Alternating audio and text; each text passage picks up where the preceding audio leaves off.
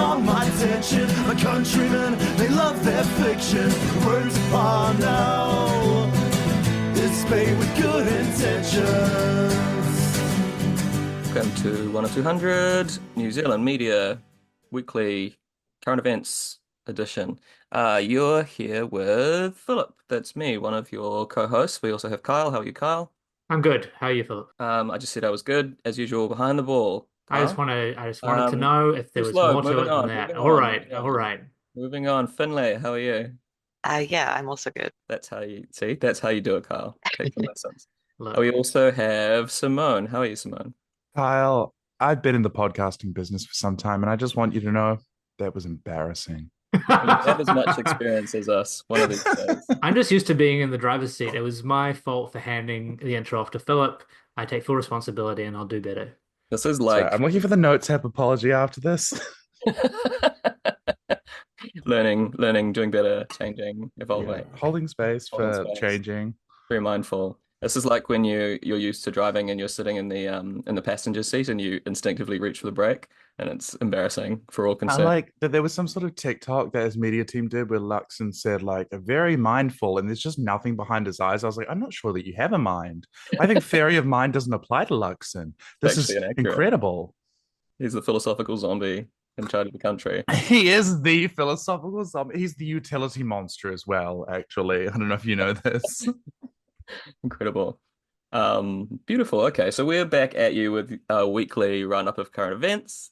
We're gonna drop a couple of good things and a couple of bad things, hopefully.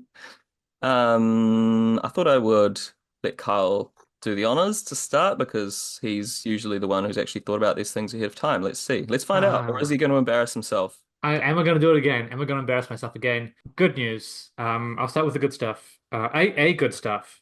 Few and far between. Some of the food duopoly here is potentially facing criminal charges over their misleading pricing of specials.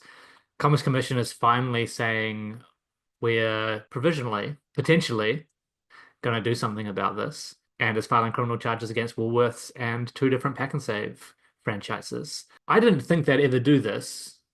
They weren't able to do it under a Labour government, where they continue to say, "Oh, we'll review. Oh, food companies, supermarket companies should regulate themselves. Everyone should just work, and everyone should play nice." And meanwhile, they're just price gouging continuously. But yeah, they're going to be filing those charges, and thank goodness that some institutions still want to do something. Whether or not it's going to be effective is another matter. I think both the organizations potentially having charges filed against them have said, we'll work with the investigators. We're going to do everything we can to cooperate with the Commerce Commission. We'll see how it plays out. Part of me is expecting the National Coalition government to just be like, oh no, that doesn't exist anymore. By Commerce Commission, we're putting a bigot in charge of some description. Who knows? They'll roll the bigot dice, spin the bigot wheel, and one of their bigoted mates will take over the Commerce Commission and destroy it from the inside. But What banks up to these days? well, look, there's an option. Don Brash as well. I can't believe they mastered the art of Trotskyist infiltration and they're right wingers. They're just better at it. Entryism, like. But yeah, good to see that at least entering the discourse. A rare treat for 2024. I think you're quite right in that. Was it Sue Chetwin, one of those long-time consumer people, noted that the maximum that they are likely to be fined was, and I don't want to get this wrong, so somebody the listener can in their own time look up these news articles. They're already up there. I'm just doing this off the top of my head. I think it was $600,000 maximum, which is jump change. Effectively, a fine is just the cost of doing business for them. And the Commerce Commission should have the power to undertake antitrust actions. It should be able to break up a duopoly, but wow. Alas, it doesn't. I actually have something a little scarier now, and I think that this ties into something later with the catching of somebody who's alleged to be the United CEO shooter, which is also very bad news. We don't like that. But I'll bring it up now because it's supermarket related. Now, this is something where I want a reporter to get onto this because I think that it would be good to have this substantiated. But there's been some chatter among the criminal barhead, the police, with whom some of them have closer relationships, have disclosed that, and again, this is why it would be good to have this substantiated because there could be a real judicial review challenge to it. The supermarkets do a full take of facial recognition data. And then if somebody is alleged to shoplift or do something similar, they then go through all of the data of their stores around their region or within a certain area. And then they'll just go through and run the facial recognition software to see if they can catch them on anything else or just charge them with anything else, even if it's as simple as, like somebody has a Swiss Army knife, even though it's not used on anybody or anything like that, that can be possession of an offensive weapon, which is a max 3-year charge, things like that, right? So it's essentially this kind of capitalist surveillance state, what happens in the United States with that kind of fusion of the public and the private with Palantir, with those sort of Peter Thiel technologies, and with the NSA and the CIA, and our police here doing essentially the same thing with the private supermarket duopoly and exercising that kind of power. But it's a violation of human rights, and it's totally just unaccountable surveillance, right? So I haven't seen any challenge to it, but I would like to see that substantiated, because if that's true, it's extremely concerning and it's quite ripe for challenge, I think. Yeah, that's a huge privacy concern, right? Like, how long are they keeping this stuff on record? Like, because Exactly. they've made a lot of like claims around like, oh, it's just metadata, blah blah blah blah. So we're not really looking at it all. But if they're actively searching it, that changes a lot of their claims. If they're doing full take data of each person, an instance that later on they might be found to have done a crime, no, Evil. unacceptable. And they're definitely increasing the amount of cameras at supermarkets anyway. I think there's like the supermarkets I go to, they've increased, there's like at least 2 on you at the self-checkout and that sort of thing. There's always posters warning you of new camera trials. Like they're trying to get more and more data. Finlay, they will do anything except for lower the prices. Yeah. We can't have that. We're not No. allowed to do that. So this racket, it really lays bare that kind of racket of capitalism, right? The protection of private profit being the purpose of the police and the purpose of the kind of the sharp end of the state. Yeah. And pushing people into precarious positions where they are very desperate. So I think that's quite dark. And the reason why I mentioned the United CEO shooter who's alleged to have been caught is because that's another example where we can get into it later, where they're using quite likely these private technologies, something like Palantir or something other from Vault 7, if you want to look up, the WikiLeaks of that through the Internet of Things. That's kind of piggybacking on any random CCTV or similar camera system in private company, like for example, McDonald's has the kiosks in the United States. They take video data, right? And they take facial recognition as well, is alleged by some. So I think this is another example where you almost can't escape it, right? Like there's no opting in, there's no consent, there's no social contract being formed here. This just grew up out of the beginning of the war on terror. It didn't start there, but that's really where it ballooned totally outward, is initially through, in the United States, the Bush administration, and then Obama, essentially the tech philosopher king presiding over this massive expansion of the NSA and this kind of, we're going to be smart in catching these terrorists. We're not going to be intrusive. We're going to be surgical. All of this, right? Language and rhetoric, right? And we've seen that bleed through into New Zealand. And I think, of course, we're part of Five Eyes, right? But it's telling that there's no public discussion. Not only no public discussion, there's very little public awareness of this. But I think I no longer believe that if this were something that were widespread, understood, and acknowledged, that there would be more than verbal outrage about it, because I think that people recognize and acknowledge that they don't have any hands on the levers of power anymore. If they ever did. That illusion is gone. That's why people are despondent. It's why they turn to total cooker fantasies and conspiracies, right? Is because they don't believe that they... Yeah, Trump will save can us. affect Robert F. anything. Kennedy Jr. will save us. Like this kind of stuff, right? In New Zealand, the kinds of beliefs that people espouse here, it just is, total despondency. And I think that's where it comes from. It has to. So there's something really depressing about that. I don't want to go on about it too much, but I'm not even certain that if people were aware of all of this, that anything would be done, because people are waiting for someone to do something, which is possibly why this CEO shooter has become a folk hero. Why propaganda the deed strikes people in the heart and mind. It doesn't actually do that kind of change, right? That a mass movement does, but people just want to see something. And instead we devolve into the performance of the spectacle of movement. We do marches to parliament, we do protests where we hold up placard cards, and we write into your MP or do something similar like that, or do a sit-in of somewhere. And these are just because we're constantly performing the same actions from the 1960s until today, with no understanding of why those tactics worked and when they didn't work and when they didn't succeed. It's just a performance of the same performance art over and over and over again, the performance art of protest. And it's nothing. It's absolutely nothing. And it changes nothing. And I'm quite sick and tired of that. And I think that it's depressing that that's the only response people can ever come up with about any of this. Break up the supermarkets, public option for food, nationalize it, nationalize fucking Pack and Save, all right? What's your good thing, Simone? Well, that was your bad thing. I just piggybacked. No, that was my good thing. Oh, your good thing. Somebody move on while I try to think of a good thing. It has to be someone else. It's not going to be me because I've already done one good thing. Philip. Te Pāti Māori polling surge, obviously, has been good beginning of this week. A few polls came out in kind of quick succession with a bit of kind of variance as you get, but really the only through line is Te Pāti Māori like doubling basically since the election at the minimum, which is great. And the only thing I think we've been predicting this for a while, but it's good to see that it happened.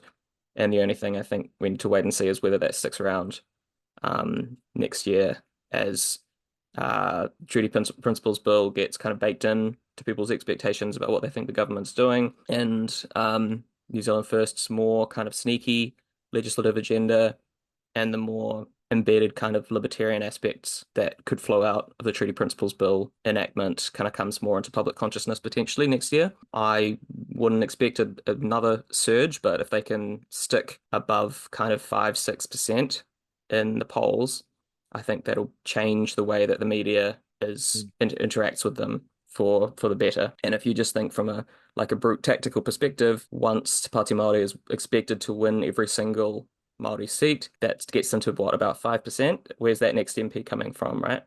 So I think we could see a bit of an incursion into the rest of the kind of general left space, because it gives them a tactical reason as well as a strategic one to start hitting more broader issues. Because, while Te Pāti Māori is polling 3%, it's easy for them internally to go, well, we need to win another seat, right? What's the point in broad public appeals when we can win all the Māori seats and get more MPs than we could from increasing our party vote?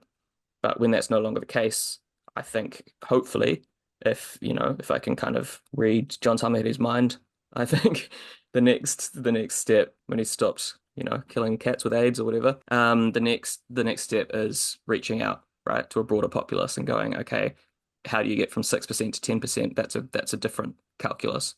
So hopefully we hear a bit more kind of populist rhetoric from them next year, and the kind of surveillance state creep that Simone was talking about, like supermarket pricing, this stuff could all be more on the agenda rather than just kind of iwi issues that they get brought and then represent and kind of facilitate that.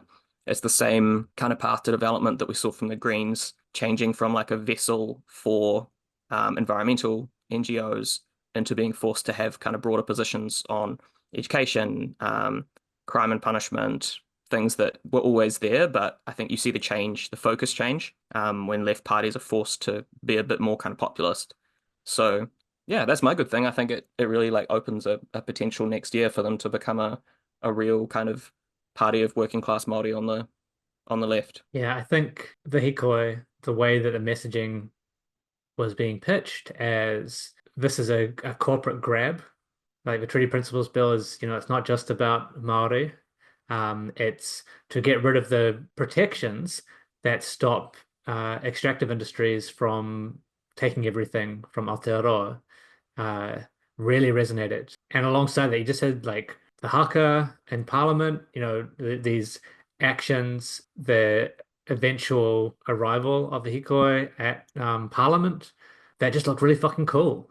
Like people want to be a part of that, they are being transgressive. They are acting against the norms of parliamentary politics, which are things that people really fucking want. And it's also something that neither Labour or the Greens have really attempted to do. They've been too scared. They're cowards when it comes to this kind of stuff, more or less. And particularly, what I think could be interesting with the Pāti Māori's move into kind of a more party vote space is that for years and years, we've tried to push this discourse around getting the non-voters to vote, getting the people who have tapped out, for people who don't really want to vote for anyone anymore because no one represents their interests. And I've asked James Shaw this to his face when he was leader of the Green Party, and he outright said, "No, we can't really focus on that 10 to 15%, but almost up to 20% who are available as voters, but are disenfranchised and don't vote, and they can't focus on them, and they need to try and pull the vote from Labour instead." And that's just ratchet politics. That is going to and did move the Greens towards the centre, if not towards the right, when it came to James Shaw TM initiatives like the budget responsibility rules. It was this appeal to like some kind of technocratic median voter that didn't exist because he personally did not believe that the Greens had the ability to get non-voters to vote. And I don't think the Pāti Māori have that problem. And I think the way in which they are challenging the status quo has a real potential to get people back and involved, and wanting to be part of something, and some more kind of aggressive populist policies will be really good for that. There's another piece of news over the week from them, which is to do this $200 billion CGT, right? And then everyone came in like, this is ridiculous. This is Soviet. I think Nicola Willis said. Brad Olson, the economist at wherever the fuck he works, was like, these numbers don't add up. And this is like so silly. George Mason University of Adam Smith dick sucking. And you're like, okay, well, but fuck you anyway. Because No, I've got a better one. The coke sucking factory. Keep going. Derailed. I'm fully derailed. Unlike people at the coke sucking factory. And that doesn't matter. It doesn't matter if it's like they can implement it or not. That Debinaru Apaka then came out and said, look, maybe those numbers aren't quite right, but what we're going to do is going to take money off billionaires and the ultra rich, and we're going to put it back into the economy. And there's a wide swath of people who don't care about the fucking technocratic details of, oh, I don't think this can work. And we can't make New Zealand's tax policy any more complicated than it is. It's really hard. No one gives a shit. No one gives a shit. That's how you do populism, people. Like grab the initiative, grab the leader, like that's how you make headlines that the news will actually cover. There's a reason there haven't been announcements about Green Party economic policy for the last 20 years in the mainstream media, right? The only time they notice is when you say something scary like wealth tax or CGT, and then they go, ooh, hubbub, hubbub, watermelon. But you need to, jump in and seize the initiative, and then like fight your patch. But Brad Olson was not going to vote for you. That's fine. It's fine to say, and neither are the people going to listen to him, right? I know you're not on my team. That's fine. Yeah, I guess they came out with their announcement about the kind of green new jobs thing, which was like a lot about the detail of how they're going to do it, rather than coming out and just saying like, we think everyone should have a job and we're going to make sure that everyone can get a job. Pretty easy. You're appealing to, I guess, the like political journalism and like economists and that sort of thing who kind of really want to know about the detail, but like, I don't know, most people don't really care that much, especially about the numbers thing. Like the right have never got their numbers right. It doesn't matter to anyone. They'll get their numbers wrong and redo them 3 or 4 times in one day with Yeah. increasingly senior members of their party having to come out and like correct their own ministers, and it doesn't matter. It doesn't matter because like that's not what that part of the electorate cares about. And after a certain point, the economists don't care about it either, and the political journalists don't care about it either because they're on the same team as them. Yeah. If you're going to be doing this stuff from the left, you just have to not care about being on the same team as them. Yeah, what do you think? Swing voter Eric Crampton is on page 4 of the Green Party climate change plan. Like, oh no, it says 34 instead of 31. They just lost my support. Give me a break, right? And the coming out and correcting specifics thing, you just got 4 bites at the apple of messaging. That's Very a sober how the left left me. yeah, exactly right. But yeah, I mean, every time you come out, Luxon will say, we're working hard to support blah blah blah. I've always been clear with you. What we're doing is we're working hard to support everyday New Zealanders, and that gets to more people than the number that they're saying. So if you come out and correct someone, if you do it right, your messaging just reached a new audience, right? The numbers, the journalists coming back at you and saying, "Oh, did you get your numbers wrong?" That shouldn't be what leaves people with a happy taste in their mouth, right? I mean, that's basically a free tagline for National. It's just Luxon being like, we're working hard for hardworking Kiwis. Like, it's such a just doing that parallel construction that, oh, we should talk about parallel construction later. Anyway, Kyle's shaking his head. We're doing current events. Why not? We are doing current events. We're talking about the CEO shoot later and investigative parallel construction. But what I was going to say was, now that I've got the talking stick in a circle, it's very weird when everybody goes quiet because I know that this is the style of 1 of 200, but it's still very airy every time because I'm quite used to just talking with people in an actual like setting where you're sort of talking back and forth. But in any case, with rapt attention, the thing is you have to know your numbers in the sense that when you get challenged closer to an election and one of those wonky debates where like Jack Tame will be like, but how are you going to do that? Like they want to try and catch you out. And in those instances, yeah, you kind of do have to know because then otherwise all of the headlines become like, because you're playing on a harder playing field, right? Like if the Greens don't know their numbers, then that becomes the headline instead of what you're actually selling, right? So I understand that, but the way that you launch that campaign, as Finlay says, I mean, he's totally right. It's not to do with, numbers. It's not to do with. In fact, don't even like extricate yourself from having a university degree when you talk about this stuff, right? 2 things. One, exactly what Finlay was saying, which is you'll need jobs, you're going to get jobs, and they're going to be good jobs, and we're going to be building a better New Zealand with those jobs because it all connects together, right? That's a really good message. Another thing that you can put with it is we are no longer in a time, people are too desperate to have much of a high-minded view of thinking, really participating in kind of direct democracy the way that we ought to. And so therefore you can't necessarily have it talk to people as if we're all going to go to a community council meeting and talk about like how we're dividing up the labor, like what we're sort of planning to do for the future, how we're interlocking with other sort of syndicalists, like you can't do this sort of thing, right? Because people are too desperate to really even think about that sort of thing. And so what you really need to kind of do with it is recognize that there is this tension that people understand deep in their hearts that there is a class war going on, even if they don't have the words to form that thought in their mouth. They understand that they are being attacked. So don't let right-wing parties utilize that feeling to point it against vulnerable people like minorities, like refugees, like people like that, like right against trans people, against whatever the minority of the weak is, right?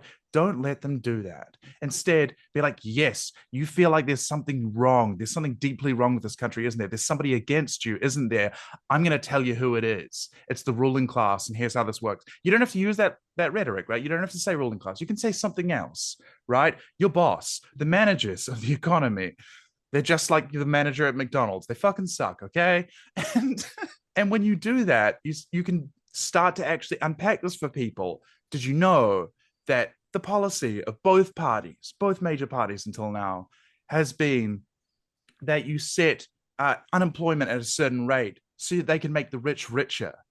We're going to cut through all of that. They deliberately make people lose their jobs and then fuck them over with wins. We're going to change that. We're going to give you a job and it's going to be a good job. No more unemployment being used against you as a sword and as a weapon, right? And if you can't work, you can afford to live a good life and you can have kids and you can marry whoever you want. It doesn't matter. Winston's not going to control your personal life anymore.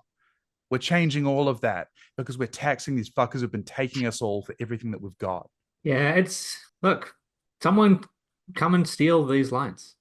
Like, do better ones, but yeah, the basic thing. But I mean, you could just steal these ones, and they're better than anything that the parties of the left have been using, right? Like, Okay, the Greens are not allowed to say fuck. I just want to point that out. They should. They fucking should. We need to keep it moving. We need to keep it moving, though. Finlay, have you got a good thing for the week?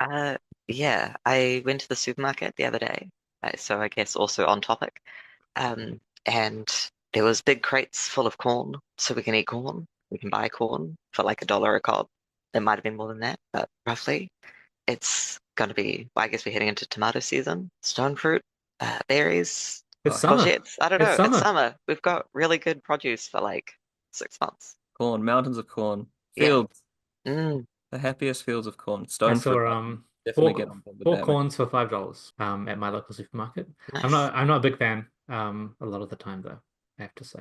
I'm not buying that corn. More for you, Finlay. All right. Simone. I mean, that's disappointing to hear, but all right. we can have disagreements and differences. That's what 1 or 200 is all about, is a range of different views on the left, and we have respectful disagreements. Pro-corn and anti-corn factions emerge. Yeah. Is this corn with a QU?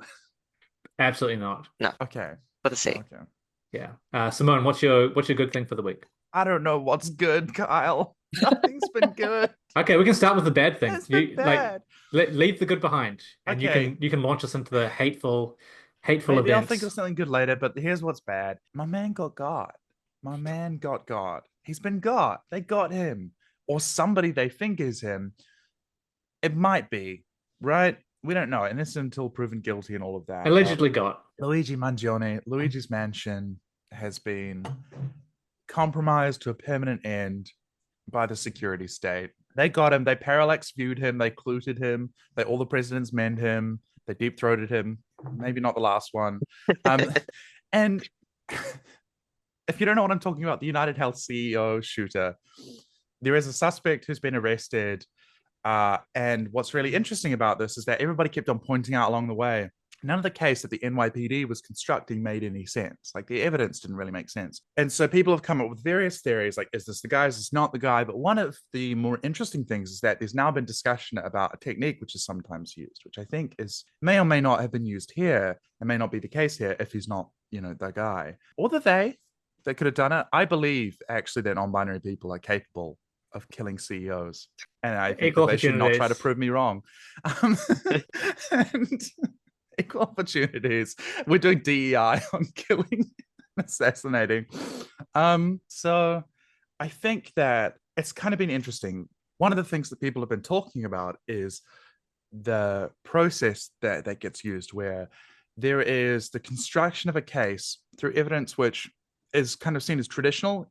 It's admissible in court, right? Like, fingerprinting can be admissible in certain circumstances, or, a person who's a witness who saw somebody, like, who was taking out a room in a motel or a hotel or whatever it is, or a Starbucks employee or something like that. Although they seem to have been trying to circumvent those people and them having to give evidence by saying, oh, we fingerprinted a rapper in a Starbucks bin, which sounds like total horse shit. Like, I'm gonna be real. I don't know how that would pass. I don't actually know what the pre-trials are like in the United States, but I can't imagine how that would pass muster for a jury trial to be admissible. In New York, at least, where it's not, they don't have to the same extent, the kangaroo courts that they have in the South, where anything that the prosecution says just goes.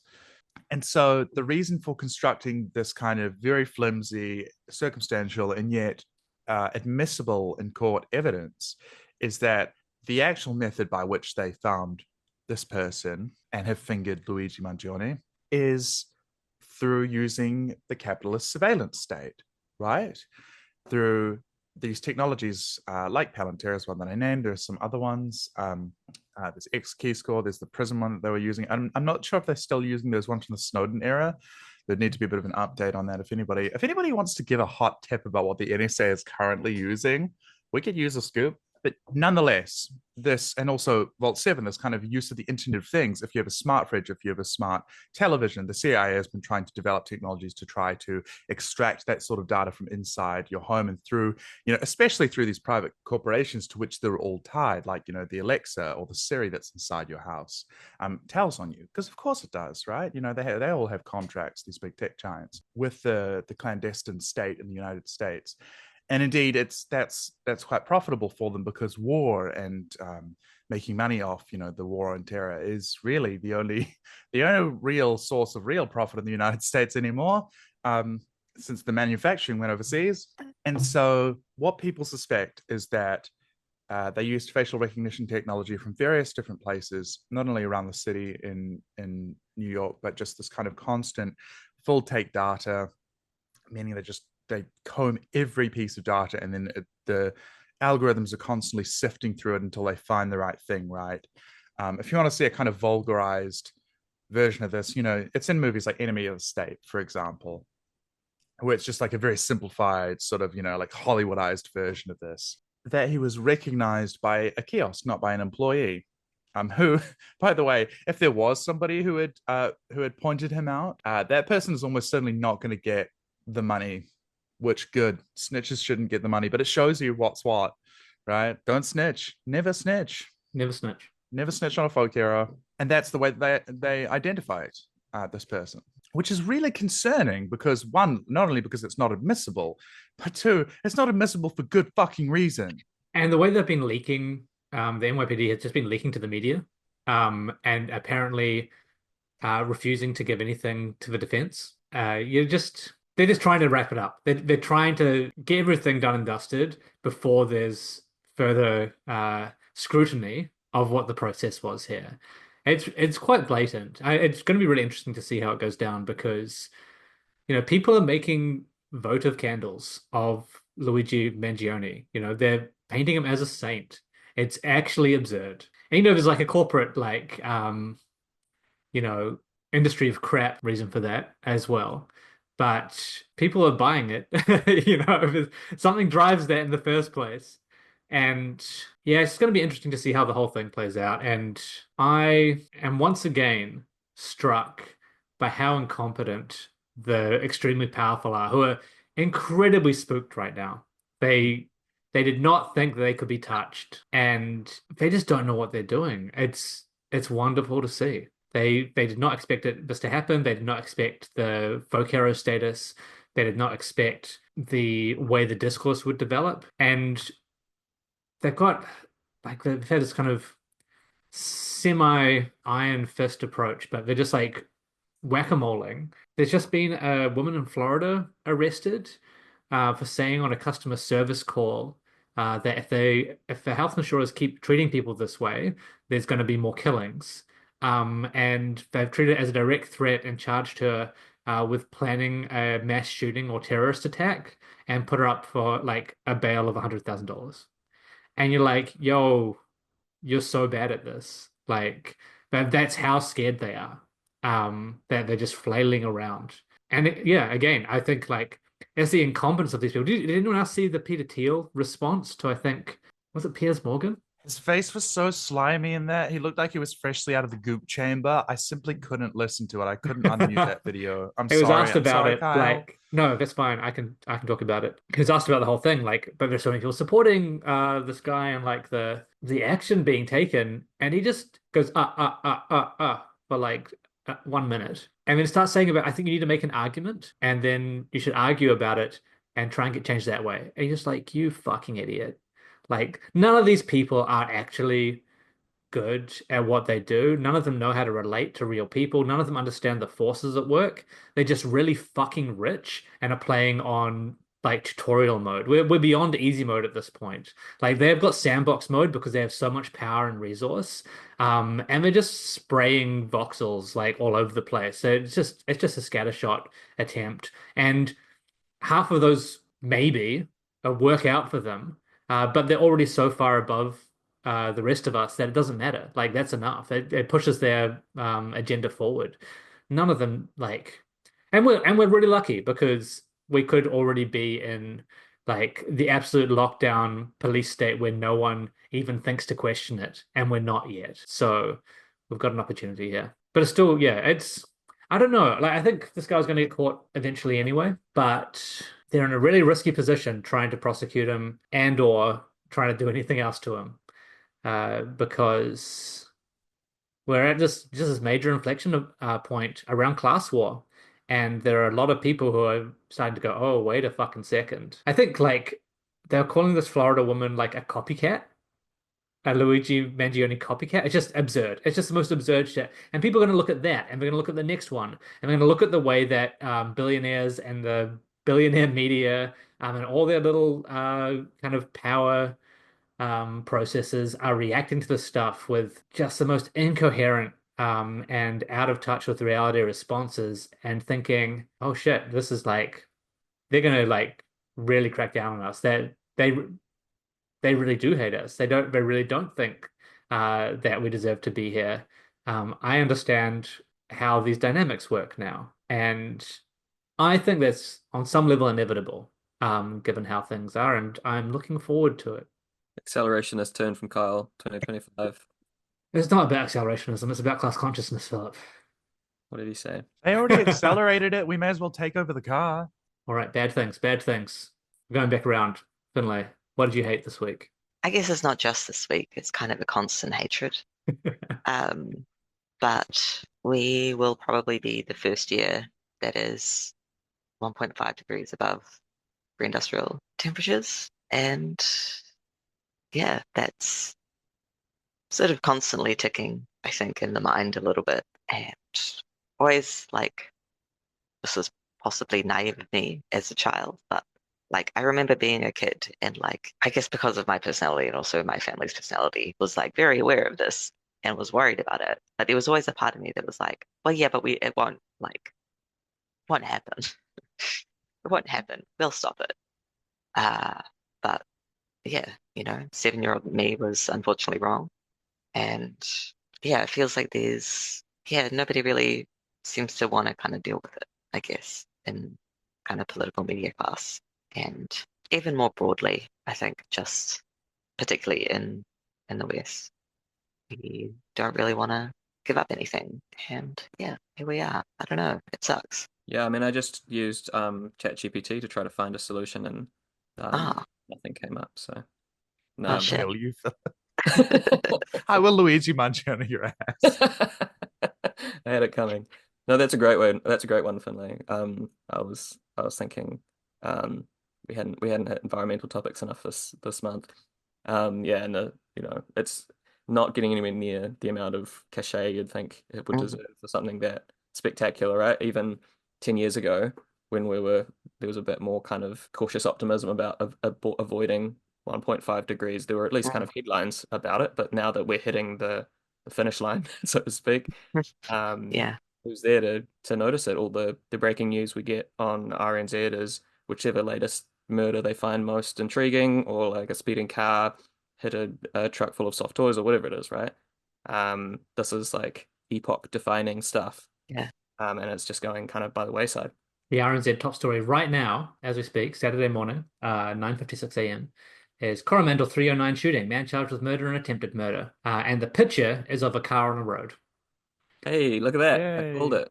We I love didn't that we know. defunded all photographers from newsrooms, and so it's just whatever the reporter who went down there with their laptop took on their iPhone. Yeah, I mean, It's I walk past the dairy, I guess, every day I leave the house, and there's like the stand of the Herald, and it's like almost like 90% of the time it's a Harvey Norman ad, like on the front. It's like, oh, yeah, it's this. stuff is actually happening in the world. Oh, but we can't do anything about this because do you want GDP to go down? And then there's also like in the last little while, well, it seems like it's happening more, but it's always happened as well. Like these false kind of class arguments made around like miners' jobs or whatever, and like small communities that rely on extractive industries and shit like that.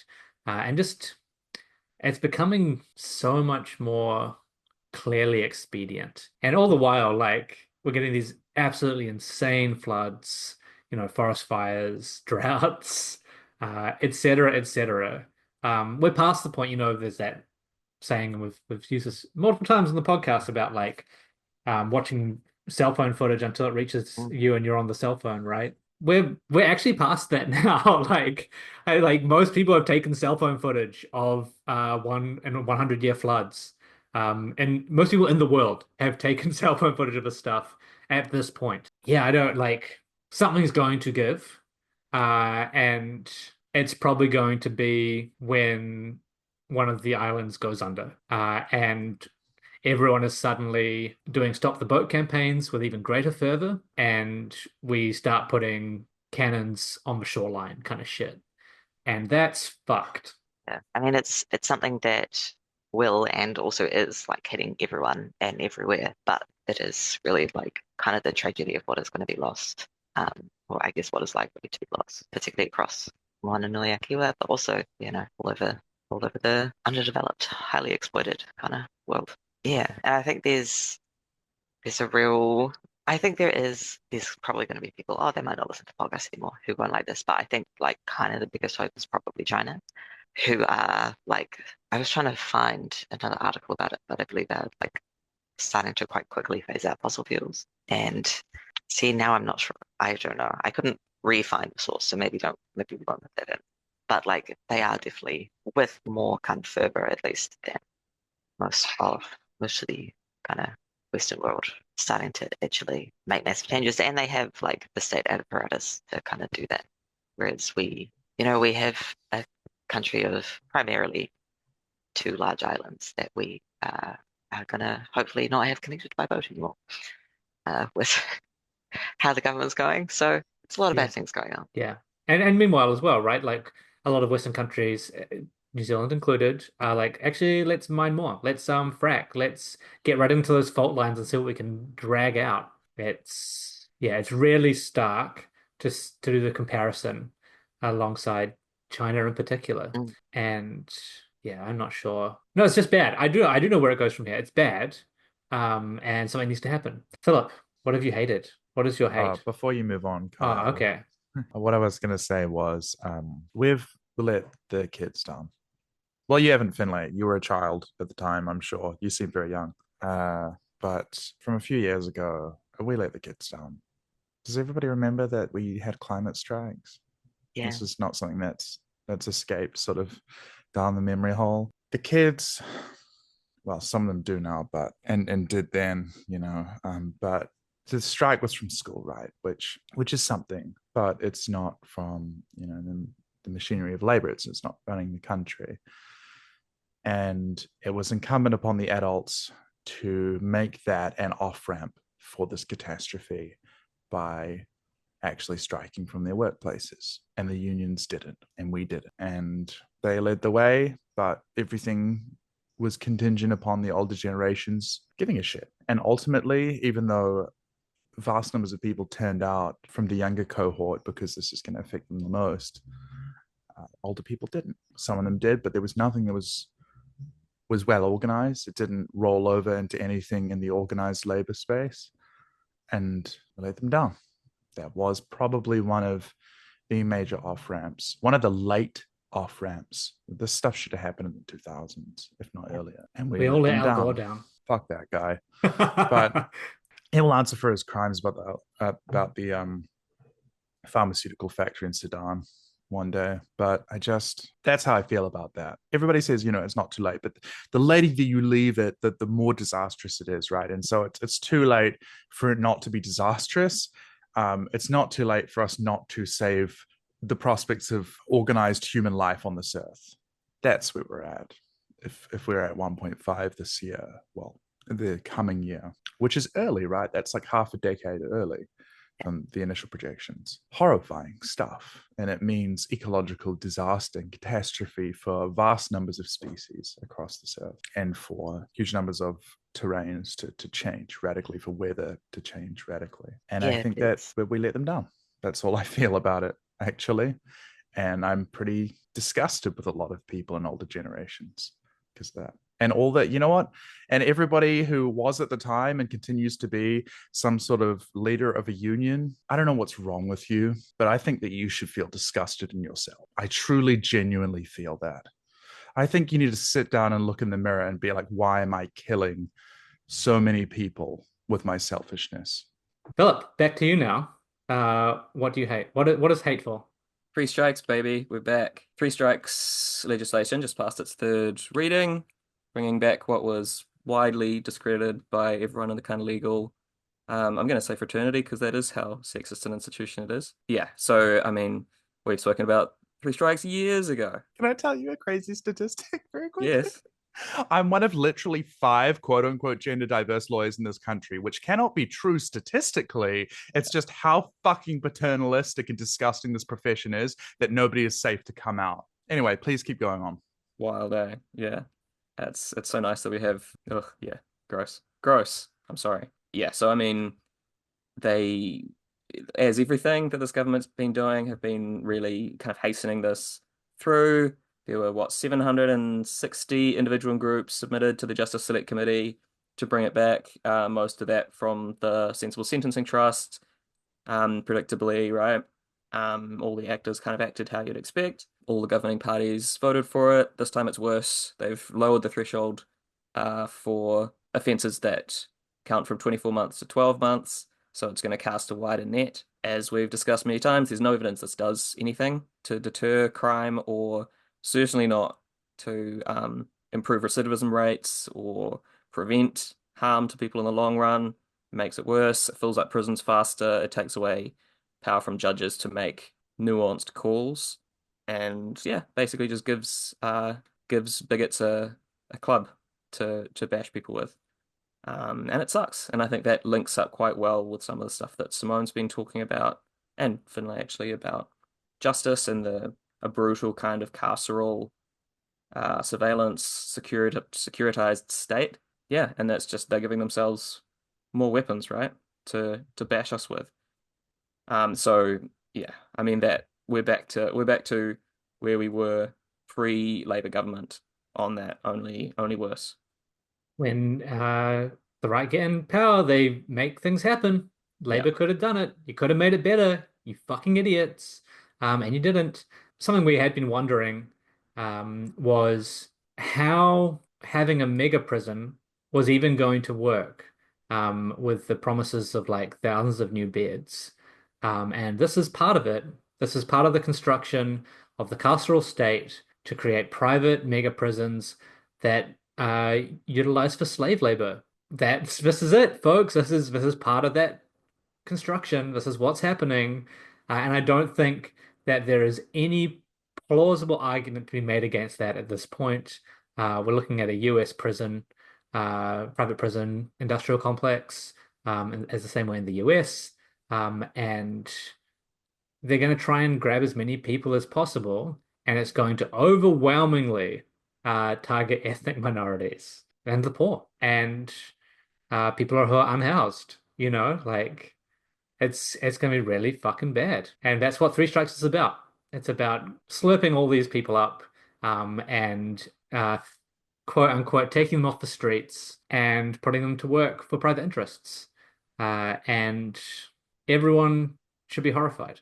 They're going to steal your labor anyway. Why not make it to build a future that exists? Like, why not? Why not just actually have? I don't know. I guess it's interesting because we still work within the paradigm and the framework, just kind of calling backwards of jobs, right? And I don't think that any tenable, viable future really understands labor, or if we want to use like the broader term, this is where Te Ao Māori, I think, has a much more superior as mahi, right? Like, just kind of, we talk about it as work and people use it as a kind of like, I really hate when people use the reo as a cipher for English. It just shows how monolingual this country is.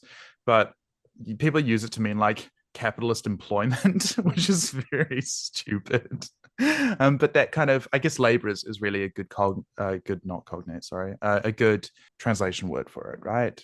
Good, kupu, that's in Pākehā language, which is exertion that's used toward certain ends, right? That kind of means that we use toward those ends. And I think that we kind of have to understand that the way we will reconfigure and the way that we have to reconfigure work itself and labor and exertion itself has to be totally different. The way that we rework how we do time has to be totally unmoored from the schedules and the 9 to 5 and the way that just happened to work for the rise of the industrial society, right? And merchants who existed in Europe in the Renaissance. We really have to kind of unmoor ourselves from that to understand how to build something else. And I think that you have to construct this sort of alternative paradigms, because otherwise it's so easy for people to submit to what Carl was talking about, which isn't to victim blame. I just mean that you have to show how absurd and untenable that stuff is, not only on our current existing terms, but on